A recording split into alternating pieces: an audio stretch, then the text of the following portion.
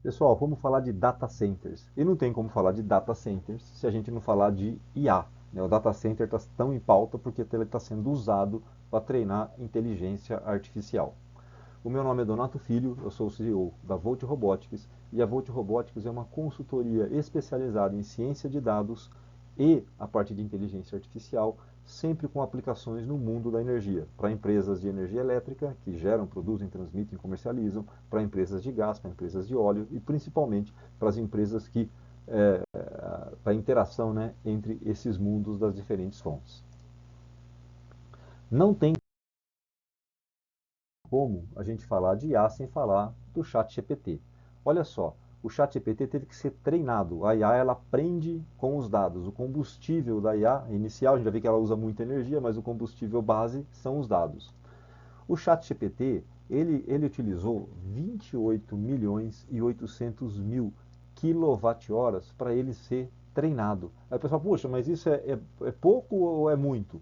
Olha, no Brasil, só para a gente poder ter um parâmetro de comparação, uma residência média no Brasil, ela consome 180 quilowatt-horas por mês. Isso significa que a energia gasta para treinar o chat GPT, se a gente dividir um pelo outro aqui, vai dar é equivalente ao consumo de 13.300 casas em um ano, tá certo? Então, realmente é muita energia sendo gasta para treinar uma IA. Por que gasta energia? Gasta energia porque os processadores realmente têm que processar muita informação, tem que ter processador para ficar controlando os vários processadores que estão atrapalhando de certa forma em paralelo, e além disso tem que ter todo o resfriamento. O ChatGPT gastou para cada 100 unidades de energia que ele usou para os chips que realmente usaram no treinamento, ele gastou mais 120 para controlar esses chips e para o resfriamento. Então é muita energia, é algo muito intensivo, né, em energia elétrica.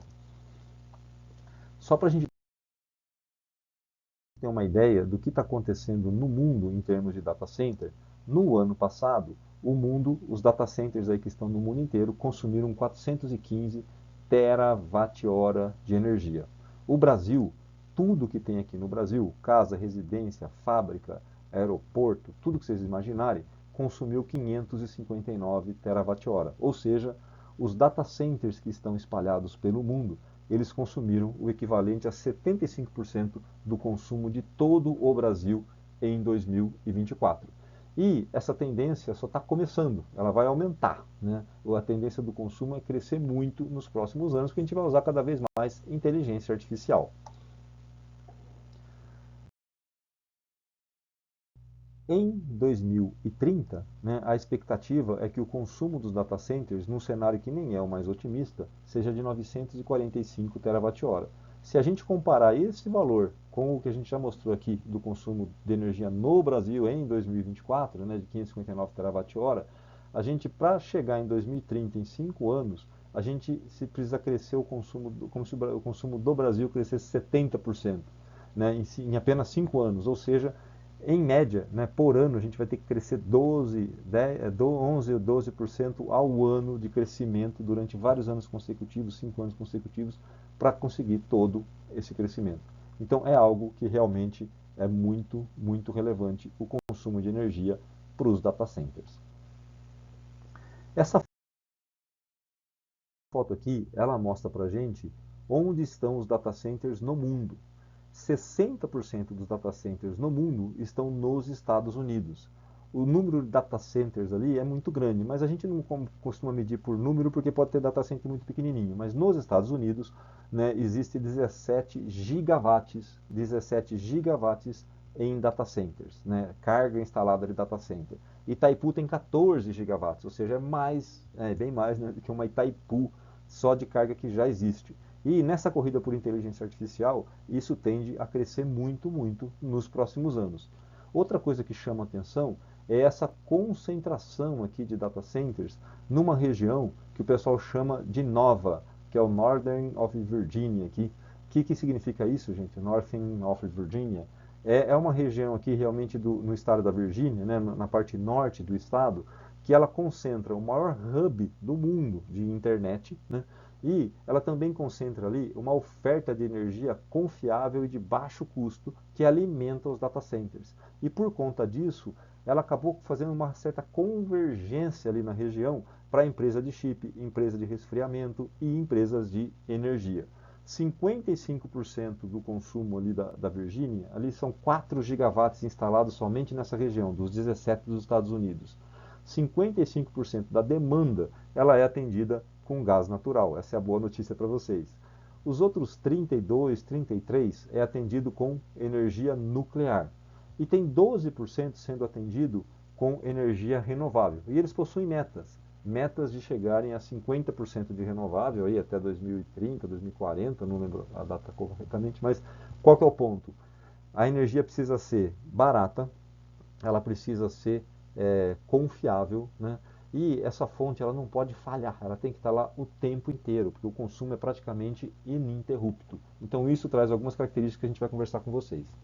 E a hora que a gente olha aqui, ó, o hub de data centers na América do Sul é São Paulo, né? Em São Paulo, a gente está falando aqui de 800, né, 800 mega, e no Brasil a gente fala que tem uma chance aqui da gente expandir os data centers para 2,5 giga até 2030. Então, ainda assim, né, em termos absolutos, a gente vai ser pequeno quando comparado com tudo que já existe, principalmente nos Estados Unidos, e essa força toda que a IA está trazendo, essa competição, atos novos, regulações novas sendo implantadas para acelerar esse desenvolvimento.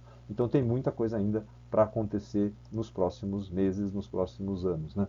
E até hoje já aconteceu algumas mudanças de lei dos Estados Unidos que foram muito noticiadas. Quem quiser ter mais informação, esse caderno aqui, esse relatório Energy and AI, né, que foi publicado pela International Energy Agency, IEA, ele tem muita informação, então vale a pena a leitura, tá?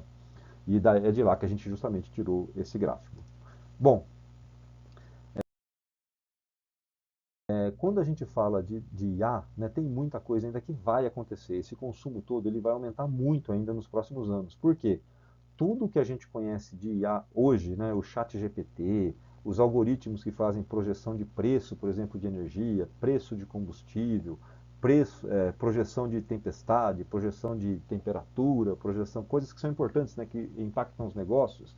Todos esses algoritmos, eles são muito específicos, eles foram treinados para executar uma tarefa de forma muito específica e eles repetidamente fazem isso.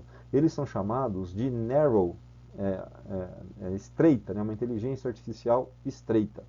O que o pessoal diz? Olha, gente, a inteligência artificial ela vai começar a saber de muita coisa e ela vai começar a melhorar aquilo que ela faz. Você imagina uma inteligência artificial que ela faz um código computacional para você. E depois de um certo tempo eu falo, poxa vida, sem ninguém falar nada para ela, ela chega e fala, olha, eu acho que dá para melhorar isso. E ela vai lá e ela melhora o código que ela fez. Ela começa a melhora a imagem que ela fez, melhora o texto que ela fez para você. Ela começa a ter iniciativa, ela começa a gerar próprias ideias. Isso seria algo mais relacionado assim aos seres humanos, certo? Mas essa inteligência seria o que o pessoal chamaria de General Artificial Intelligence. Tem gente falando, já vou mostrar para vocês, que ela está chegando, tá? O pessoal fala no ano que vem, então não é tão longe esse período. E o outro ponto é a Super Artificial Intelligence, que seria aquela inteligência artificial que teria todo o conhecimento, basicamente, da humanidade, geraria novas ideias, colocaria em prática, tomaria decisões, produziria planos, então seria algo super realmente de filme de ficção científica, mas é o que está acontecendo por aí. Aqui na Volt, a gente acredita, aqui na Volt, a gente acredita muito na inteligência artificial. A Volt foi fundada em 2020 justamente para trazer a inteligência artificial para o setor de energia. A gente já tinha essa visão que o futuro da energia está nos dados e na inteligência artificial. Só vou fazer essa propagandazinha rápida, por favor, entrem na página e conheçam mais sobre nós. Mas,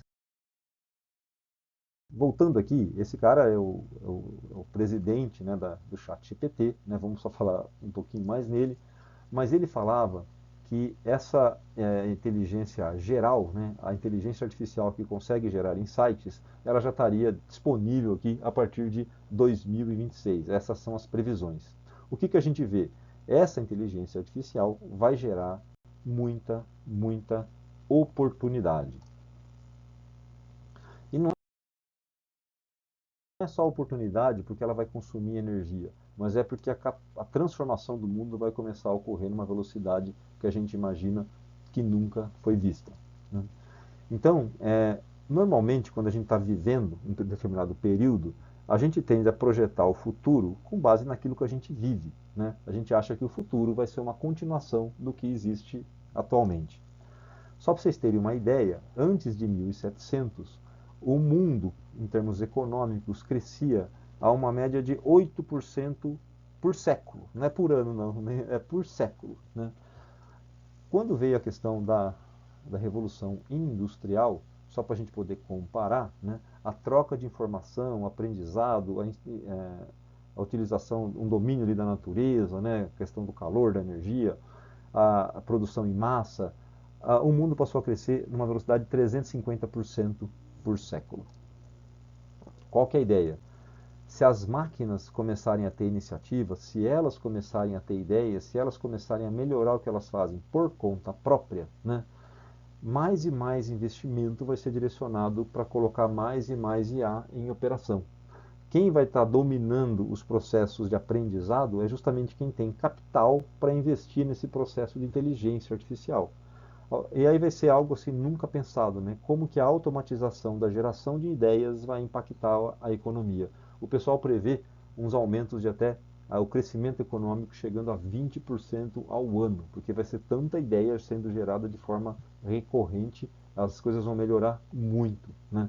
E vai ter implicações realmente sobre o mercado de trabalho, mas a gente está pensando um pouco mais aqui se isso for acontecer, cada vez mais e mais investimentos vão ocorrer justamente para que essas máquinas funcionem e vai precisar cada vez de mais e mais energia. Então o grande desafio é colocar energia com baixo custo, de forma confiável, para alimentar toda a inteligência artificial. Acho que esse é o grande ponto. É uma grande, grande oportunidade. O que a gente espera quando você tem uma grande oportunidade? Que a gente vai ficar brigando, né? É isso que está acontecendo hoje em dia. Por quê? A hora que a gente olha principalmente para o setor de energia, as diferentes fontes, elas estão brigando, brigando, brigando e brigando. Está faltando a gente conseguir colocar uma visão superior para isso, para que os problemas sejam superados. Então tem guerra da fonte, a hídrica fala que ela é menor, tem gente que fala que precisa de bateria, tem gente que fala que precisa eólica é melhor, e outros falam que é o combustível fóssil. Então a gente tem um drama aqui para ser superado. O que a gente enxerga? Vamos olhar especificamente para os data centers. A hora que a gente olha para os data centers, a gente fez um levantamento, os data centers têm um consumo que tem esta característica aqui, ó. É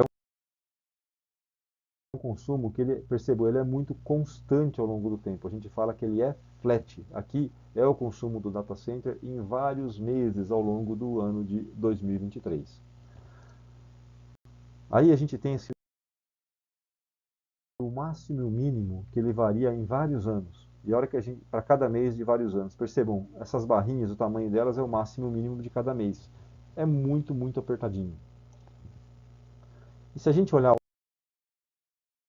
hora a hora, gente, a gente vai ver que hora a hora, hora a hora, esse consumo é muito constante. Tem uma oscilaçãozinha para cima e para baixo, tá, mas essa linha preta é o consumo hora a hora. Nessa daqui é uma ferramenta que a gente tem que analisa o consumo de todos os consumidores do Brasil para data center que tem esse tipo de padrão.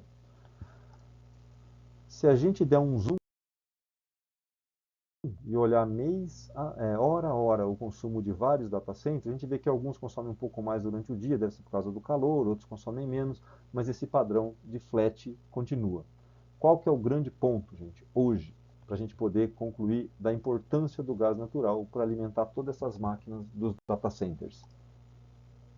Aqui a gente tem a curva de consumo de energia no Brasil.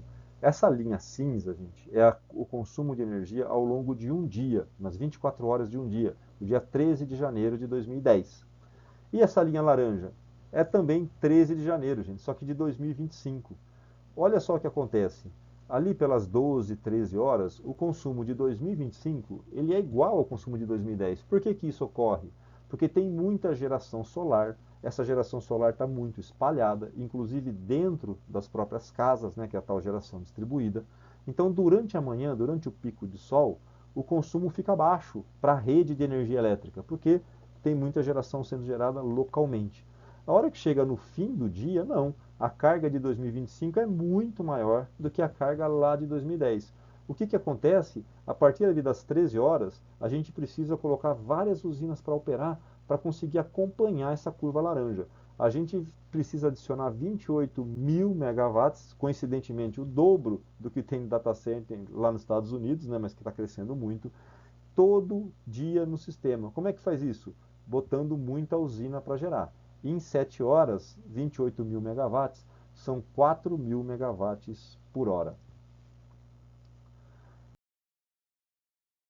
Então, a grande questão que se coloca é, olha, como é que eu vou conseguir atender aquela carga que é constante se eu tenho uma carga no sistema que tem todo esse pico? Se eu adicionar mais carga constante, esse pico só vai subir, né? Porque adiciona a hora que o consumo é baixo, adiciona a hora que o consumo é alto. E a gente tem que atender esses 4 mil com segurança, a mínimo custo, né? Então, a gente já tem hoje alguns problemas que a hora que a gente vai e olha, atender esse pico é um desafio. E as usinas que estão no sistema hoje, elas estão, de certa forma, elas foram feitas, né, para atender um consumo de energia, não para esse consumo só durante o fim do dia. Então, a hora que a gente vê aqui, ó, isso daqui é a geração termoelétrica, hora a hora, durante vários dias, aqui no caso de julho do ano passado. O que a gente vê? Muita termoelétrica no fim do dia, mas a termoelétrica, percebam, ela continua aqui, ó, durante a noite e durante o começo do dia. Depois ela aumenta, tá vendo? 5 picos, 5 horários de pico daquele que eu mostrei durante os 5 dias da semana, em julho de 2024. Se pegar 25 vai dar a mesma coisa, tá? Qual que é o grande ponto? A gente precisa de termoelétricas que possam ser desligadas durante esse período, porque esse período à noite não tem carga, durante a manhã tem bastante sol. E a gente precisa então de termoelétricas que só liguem durante o período pico. Liga e desliga, liga e desliga, liga e desliga. Aí que entra muito essa questão toda de trazer flexibilidade para a geração a gás natural, via reservatórios ou via a alocação do gás em diferentes processos, de tal forma que o setor elétrico use nesses horários de pico, mas libere o gás nos horários que não são de pico. Então existe uma enorme oportunidade para o setor de óleo e gás para, com a tecnologia de armazenamento e com térmicas rápidas, conseguir fazer esse acompanhamento e assim trazer segurança para o suprimento de energia e vai precisar de muita termoelétrica flexível para acompanhar esses picos justamente nesses fins, nos fins de tarde. Então acho que esse é a grande oportunidade que a gente enxerga, né, em função dos data centers para o setor de óleo e gás, termoelétricas flexíveis e gás flexível, aproveitando principalmente também as tecnologias aqui de armazenamento, até de gás, né, para ter. E para isso a gente precisa prestar atenção onde? Na formação de preço do setor elétrico, para valorizar bem, corretamente essas térmicas, elas vão gerar energia onde o sistema mais precisa, o preço ali deve ser mais alto do que, por exemplo, as manhãs. A parte de otimização de custos, as fontes todas estão se modularizando, estão conseguindo ser competitivas, as térmicas a gás também precisam fazer isso. E a segurança energética. Com o gás a gente consegue trazer segurança para o setor elétrico, consegue suportar o dimensionamento e essa expansão dos data centers. O que nós